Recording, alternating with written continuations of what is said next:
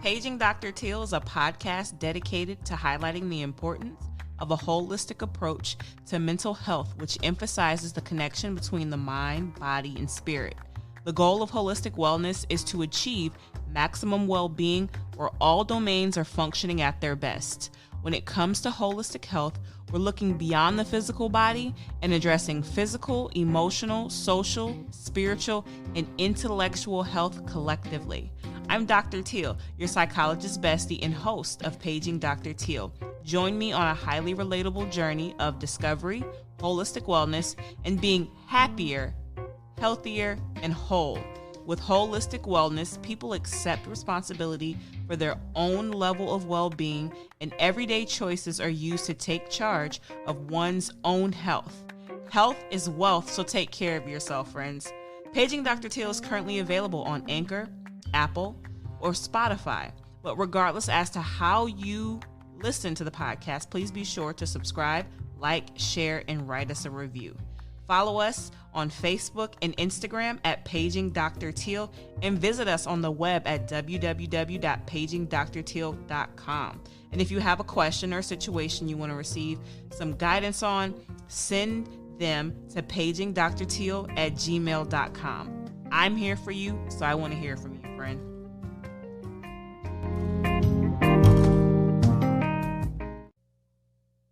Today we're finishing our series on communication, and if this is your first time listening, this is part 4 of the series, and I'm so happy that you finally decided to join us, friend.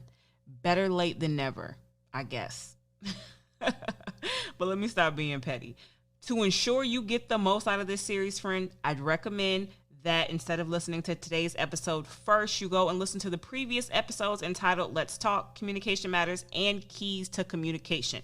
The goal of this series ultimately is to arm you with practical tools, knowledge, and insight to positively improve your mental health, relationships, and earning potential. That's right. I want you to get the biggest bag possible, friend. And communication is key in that regard.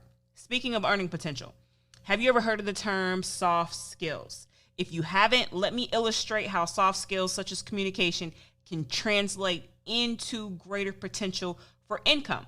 So soft skills are thought to be more social than technical and reflect a person's ability to accept feedback, maintain organization, problem solve, and collaborate with others. For a skill to be considered soft, it must have 3 of the following characteristics. 1, you never fully master the skill. 2, there's no correct way to master the skill. And my favorite, number 3, the skill is portable and value to future employers. And by that, I mean, since soft skills are all about interpersonal effectiveness, inner strength, and work ethic, they add value to your career as you work with a variety of different people. Strong soft skills help you move from job to job, from industry to industry. Think about it this way. The difference between a hard skill and a soft skill is that hard skills can be taught, while soft skills are more of a reflection of the person that you are. Now, earlier in the series, we spoke about emotional intelligence as a key contributor to effective communication skills. Did you know your social skills, self-management practices, and overall presence give hiring managers clues on your emotional intelligence?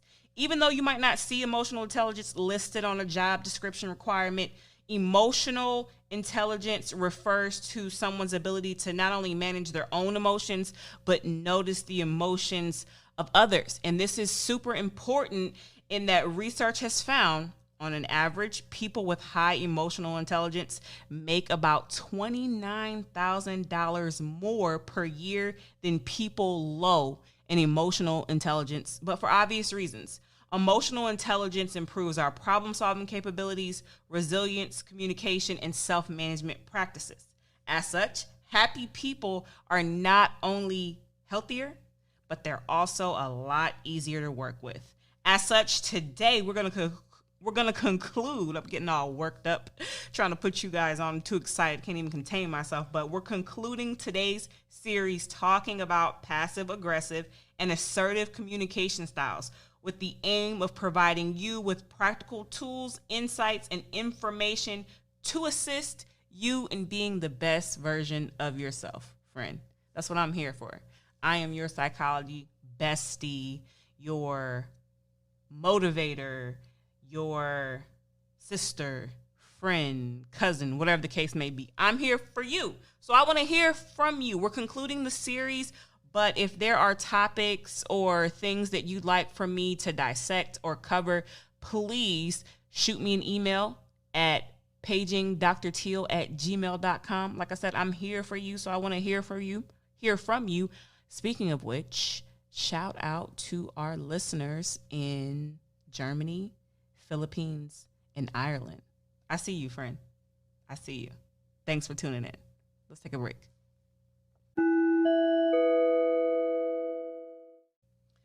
Passive-aggressive communication style users appear passive on the surface, but within he or she may feel powerless or stuck, building up a resentment that leads to acting out in subtle, indirect, or secret ways. Now, passive-aggressive communicators will often mutter to themselves rather than confront the person or issue, have difficulty acknowledging their anger, use facial expressions that don't match how they feel. They're often likely to be very sarcastic, deny that there's a problem, appear cooperative on the outside while purposely doing things to annoy and disrupt behind the scenes, and they often use subtle sabotage to get even. Speaking of which, I know of somebody that had a very poor relationship with their supervisor who was an aggressive communicator, and she was a bit more passive. And so this individual, not to put you out there, but it was a funny story, due to their issues with communication, this person would shred documents off the supervisor's desk in an attempt to get back at them for the horrible treatment that this person received. Talk about petty, right? That's funny, though. I wouldn't try that at home or at work, but that is definitely an example of subtle sabotage that someone who engages in passive-aggressive communication might engage in. Now, ultimately, passive-aggressive communicators are aware of their needs, but often struggle at times to voice them. They may appear to be cooperative, but silently are doing the opposite. So the impact of passive-aggressive communication is that these individuals become alienated from those around them, remaining stuck in a position of powerlessness, like a prisoner of war. They may discharge resentment while real issues never get addressed, and they can't mature because they don't get a healthy resolution from the problem or issue and are able to move forward in a meaningful way.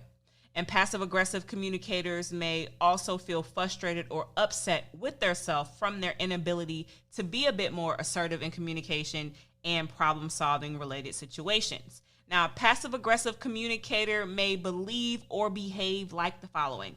I am weak and resentful, so I sabotage, frustrate, and disrupt. They may also think and feel that they are powerless to deal with situations head on, and so they're going to appear cooperative on the surface, but on the back end, they're going to get you. Examples of passive-aggressive communication statements include, that's fine, but don't be surprised if someone else gets mad. Or, sure, we can do things your way, but then they mumble under their breath and insult you or call you stupid. So ultimately, in the passive-aggressive style of communication, you're not upfront about how you feel and what you think. And so the conflict stays frozen and you stay stuck and it piles up and snowballs. And then it turns into this vicious cycle of you not getting your needs met and acting out indirectly to release that anger, but never truly being able to move forward. It is definitely like being a prisoner of war, of this war that you're the active participant of and you've created due to your inability to communicate. Now, conversely, assertive communication style is a bit more upfront. It's thought that assertive communication is a more effective form of communication in that it features open communication while not being overbearing. Assertive communicators can express their own needs, desires, ideas, and feelings while also considering the needs of others. Assertive communicators aim for both sides to win in a situation, balancing their rights and the rights of others. One of the keys to assertive communication is using I statements, such as, I feel frustrated when you're late for a meeting, or I don't like having to explain this over and over and over and over and over, because who does? I hate repeating myself, and I hate having to explain myself. But when you use I statements, it indicates ownership of the feelings or behaviors that you're describing without necessarily blaming the other person. Now, examples of phrases that an effective communicator might use will include the following. We are equally entitled to express ourselves respectfully to one another. You might want to grab your pencil or flip to your notes and your phone for this. Since we're talking about assertive communication, and that's the more ideal style of communicating, you might want to write this down, friend. So I'm going to bring that back for you. We are equally entitled to express ourselves respectfully to one another. Number 2, I realize I have choices in my life and I consider my options. And last but not least, I respect the rights of others. Now, assertive communicators will also state their needs and wants clearly, appropriately, and respectfully, express their feelings as well in a clear, appropriate, and respectful fashion. They communicate respect for others. They listen well without interrupting. They feel in control of themselves, often have good eye contact. They speak in a calm and clear tone of voice, demonstrate a relaxed body posture, feel connected to others, demonstrate confidence and competence, and they do not allow others to abuse or manipulate them, and they stand up for their rights. So the pattern of assertive communication, as a result of assertive communication, let me correct myself. As a result of assertive communication, these individuals are more likely to feel in control of themselves, better connected with others, and they're able to simply mature because they address issues and problems head on as they arise in a respectful manner that allows both parties to grow.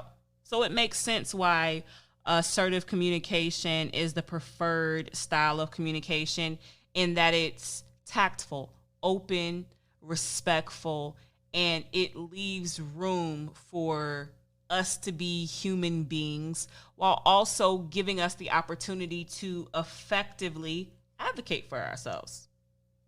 Make sense? Let's take a break. Alrighty, friends. I'm just kidding. I've been taking my sea moss, guys, and I've noticed that I've got so much energy. My skin is radiant, but I'm not going to get into that right now. That will be on the You're Welcome segment.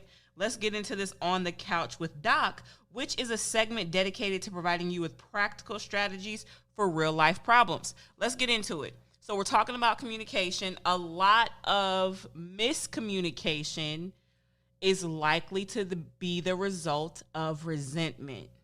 You know, you say one thing or that person says something, and somewhere there's a breakdown in communication, and you walk away feeling some type of way. And maybe that type of way is you're upset, you're angry, you're disappointed, you're sad, or they just leave a bad taste in your mouth.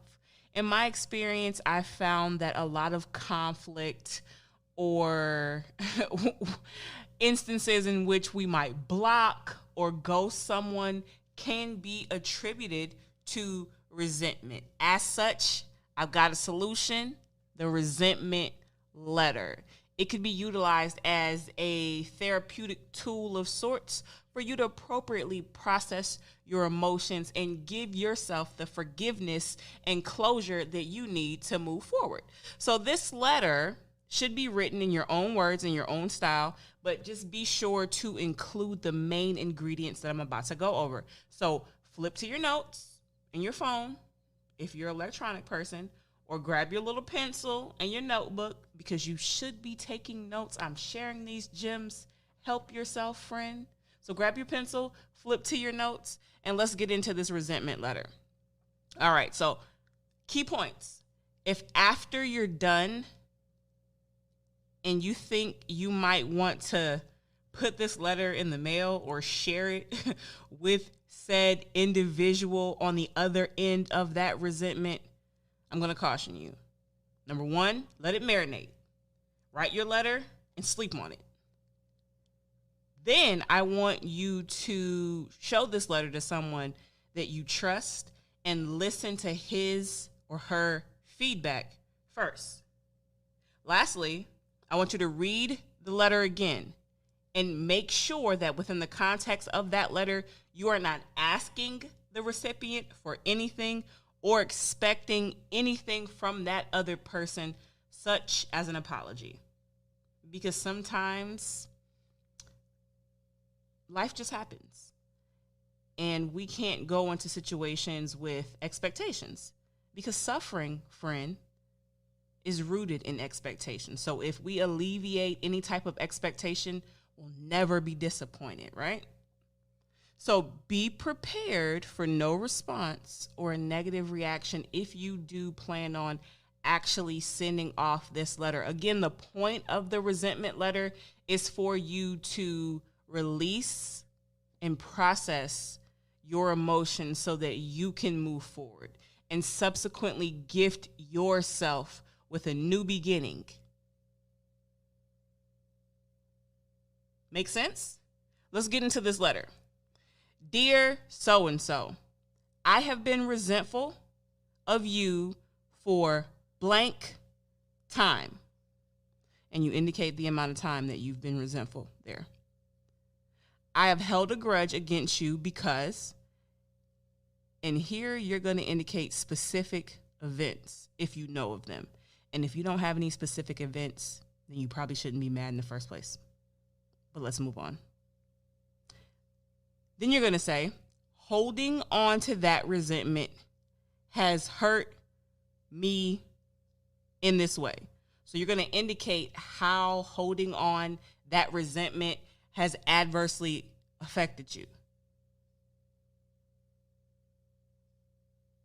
And you're going to elaborate on that. So it has hurt me. It has also hurt. And then maybe someone else or other circumstances were complicated by this resentment. So you're going to also indicate who and how was hurt in regards to this resentment. And then in closing, what you're going to say, friend, is, you follow me? Now I am ready to quit resenting you. That's the freedom that you give yourself. And then you're going to indicate why. So now I'm ready to quit resenting you because, and then in the end, you say, I forgive you and I ask for nothing in return. I will no longer expect you to blank. Sincerely, and you got to really mean the sincerely part, and then you sign your name at the end. So again, friend, ultimately the resentment letter is a tool designed to help you process and release any previous hurts, miscommunications, or events that maybe you didn't have the right perspective on. Because forgiveness is a gift that we can give ourselves, and suffering ultimately is a choice. You're welcome.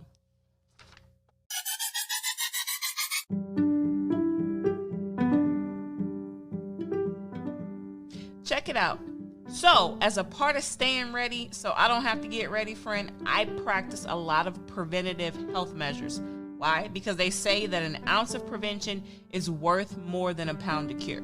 So today's holistic health hack is Irish sea moss. I've recently incorporated sea moss into my diet, and I'm going to share with you why you need to do the same. First, let me put you on. You can get your Irish sea moss gel and other all-natural products from the Oh Well shop and use promo code Paging Dr. Teal for 10% off and free shipping for orders over $50. Now let's get into these benefits. Overall, Irish Sea Moss Gel boosts energy, promotes positive mental health, has anti-inflammatory properties, and acts as a natural painkiller. Other health benefits include it aids in healthy digestion, weight loss, it's a detoxifying agent, prevents lung problems, boosts the recovery process of a post-surgery wound, relieves sore throats, reduces blood pressure, strengthens bones, acts as a natural male aphrodisiac, and it reduces cholesterol. Now, since I started using the Irish Sea Moss Gel, I've been full of energy, my skin is radiant, and I've gotten my allergies under control. Often, I'll either include it in my fruit-based or yogurt-based smoothies or in my cup of warm lemon water in the morning. Now, the Sea Moss Gel doesn't have a taste, so you can include it in your smoothies, teas, or you can even use it in your facials. The Oh Well shop features all homemade, natural, high-quality hair, body, beauty, and health products made with the finest natural ingredients, minus harmful chemicals and synthetic agents. Use promo code Paging Dr. Teal for 10% off your order and free shipping on all orders over $50. Friends, go get it. Tell them that I sent you, and you're welcome. Let's get back to the show.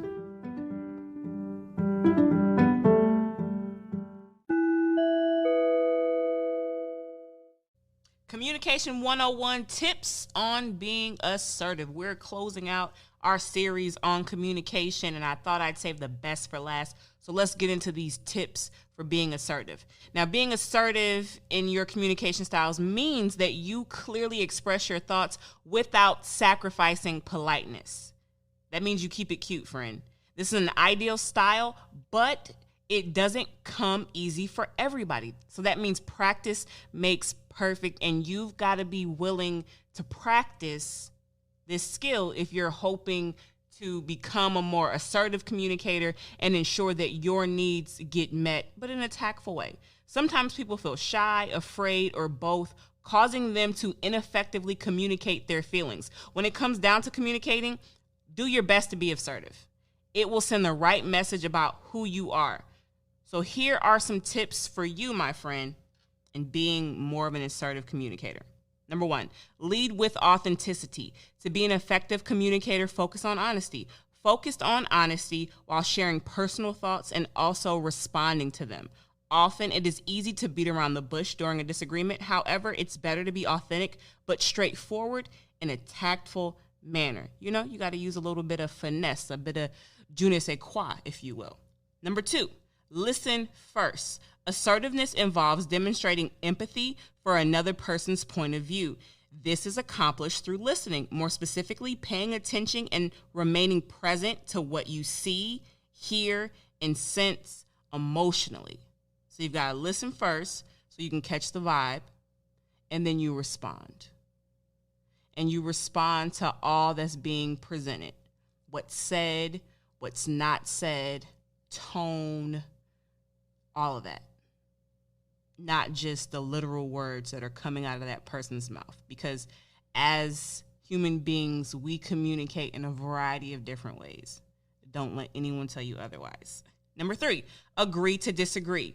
Once you've made an effort to fully understand someone else's opinion and a difference of opinions remains, it's suitable to agree to respectfully disagree.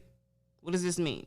You do not have to go along to get along. Oftentimes, in my relationships, I've learned that I have a different opinion, and no one can change that opinion. I'm open to the perspective of others, but I'm entitled to my opinion, and I have learned how to tactfully communicate that.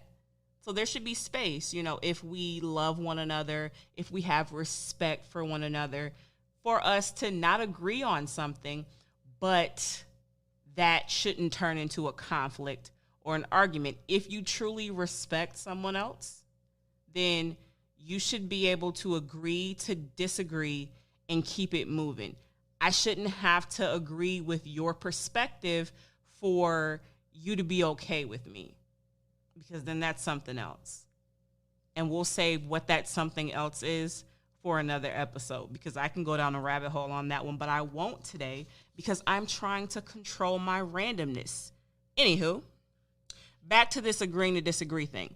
It's natural to have an emotional response when someone's words make you feel fired up, angry, or upset. This isn't a bad thing necessarily because, friend, you're a human with emotions. However, to be a solid, assertive communicator, you can't let this anger show. So take a few deep breaths, relax your face, unclench that jaw, friend, and keep your voice in a normal tone. Because nobody likes when you hit them with that big, mad energy in your tone. Because who are you basing on, friend? That's not nice. Keep it cute, right? So if you're unable to remain calm, step away from the situation and return when you are able to communicate calmly, because we are all adults and we can't control anybody else but ourselves. And it is your job to be in control of your emotions and respond instead of react. And last but not least, commit to it. Practice makes perfect, just like a diet or training a puppy or a boo for that matter. You have to commit to assertive communication to see results. Practicing these tips daily will help your assertive communication skills. And while it won't always be easy, your patience and your willpower will definitely be tested, but it's a worthwhile investment because you stand to become a more effective communicator, friend. Let's take a break.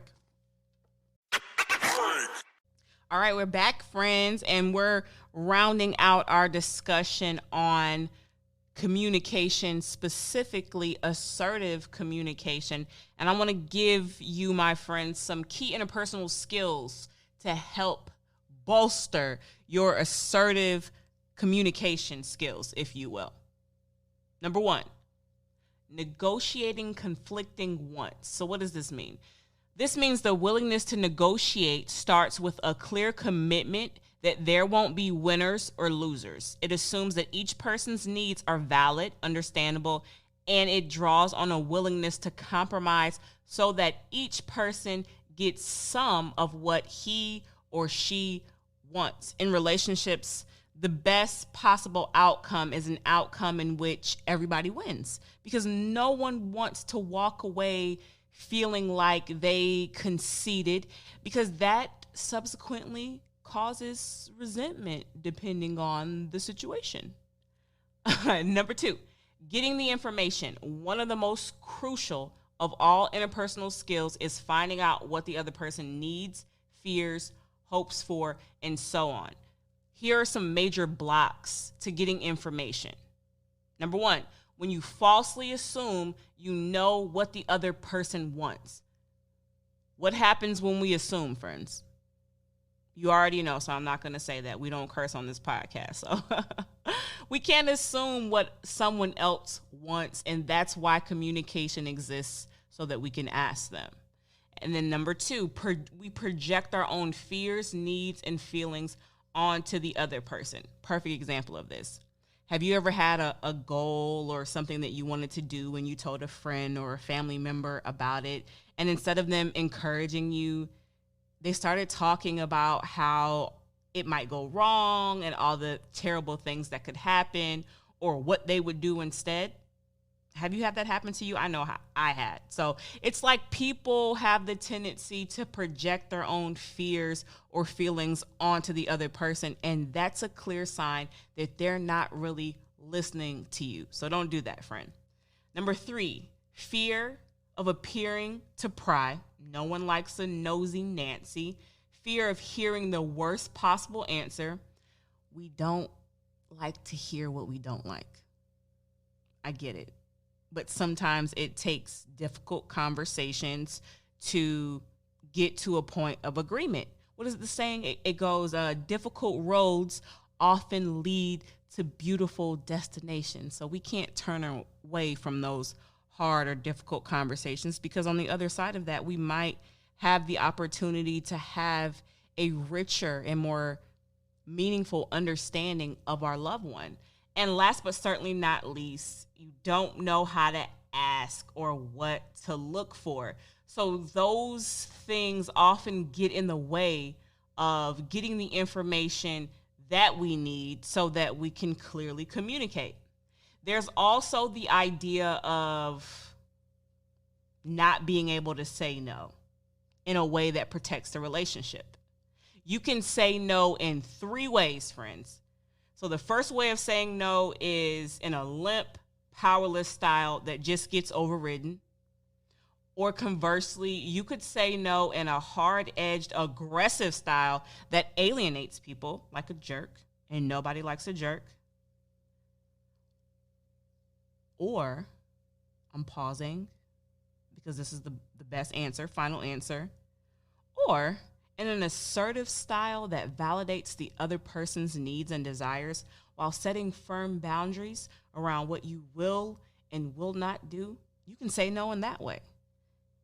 And no in an assertive, but I hear you, but this is where I am, but this is how we meet in the middle type fashion is how we all win.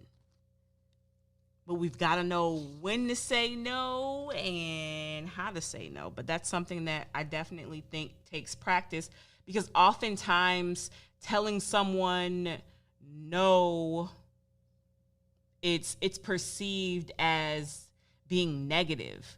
But if that's not what you really want to do, or you don't really agree to something, to me, it feels like you going along to get along is way worse, because you don't really want to do this thing, but you're agreeing to it. So in the moment, you're kind of going through it and you're in your own head, you're not fully present. And then maybe 3 weeks down the road, you'll forget that you went along with it, even though you didn't want to, and then blame the other person. And that just creates miscommunication. So in a nutshell, it's just easier to say what you mean and mean what you say. If it's a no, let it be a no.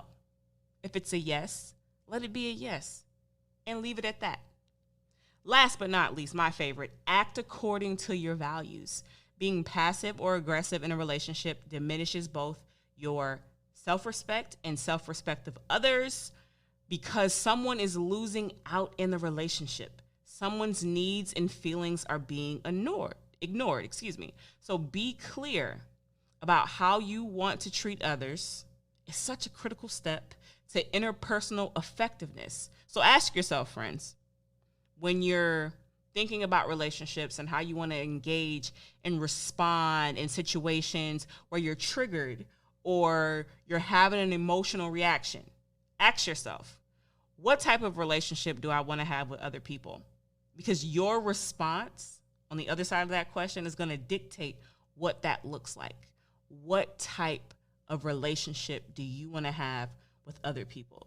Do you want to have a communication style that builds bridges and allows you to have healthy, meaningful relationships with other people? Or do you want to have a communication style that alienates people and forces you to be on an island alone by yourself?